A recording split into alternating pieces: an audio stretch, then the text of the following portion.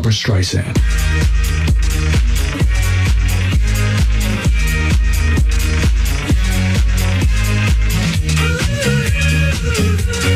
Šį savaitgalį Utenos rajone vyko ralis Utenos ruduo 2010.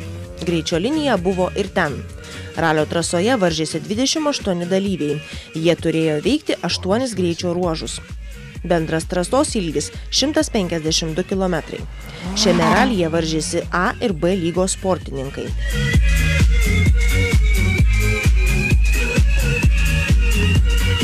Dėl mero taurės ir ralio nugalėtojo vardo daugiausia teko dirbti Vytautui Baranauskui su šturmanu Mindaugu Čepuliu bei jų varžovams Giedriui Notkui su Remigijumi Devainiu. Suklydus Baranausko ekipažui ralį laimėjo Notkaus ekipažas, pirmą kartą ralyje važiavęs su Subaru automobiliu. Treti liko Egidijus Savickas su Arūnu Jackoniu.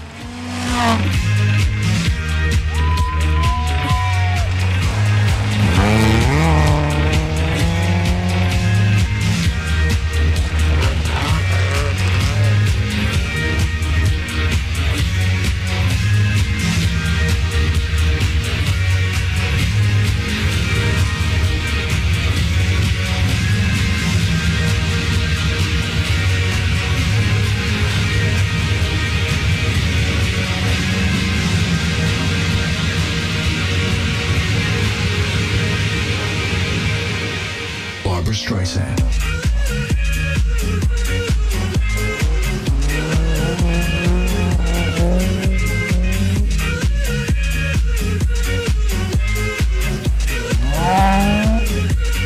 Barbra Streisand.